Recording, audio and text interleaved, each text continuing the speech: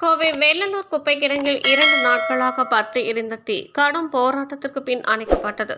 கோவை வேலனூர் குப்பை கிடங்கு 650 ஏக்கர் பரப்பளவில் அமைந்துள்ளது. இங்கு தினமும் சுமார் 1000 டன் குப்பைகள் சேகரமாகிறது.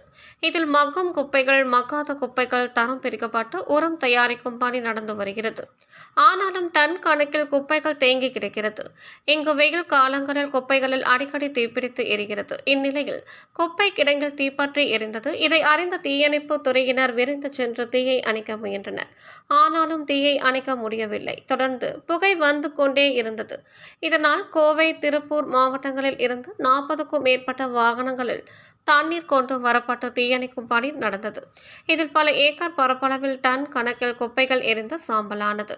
இதனால் தீயை அணைக்கும் பணியில் தீயணைப்பு வீரர்கள் போராடி பொக்லைனில் இயந்திரம் உதவியுடன் குப்பைகளை கிளறி தீயணைக்கப்பட்டது. தீப்பிடிக்க என்ன காரணம் என்று தெரியவில்லை. குப்பையில் மீத்தேன் வாயு உற்பத்தியாகி தானாக தீப்பிடித்து இருக்கலாம் என்று கூறப்படுகிறது. தீயை அணைக்க வீரர்கள் கடும் போராட்டத்திற்கு பின் தீயை அணைத்து கட்டுக்குள் கொண்டு வந்தனர். குப்பை கிடங்கில் ஏற்பட்ட தீ விபத்து காரணமாக அந்த பகுதியில் புகை மண்டலமாக காட்சியளிக்கிறது.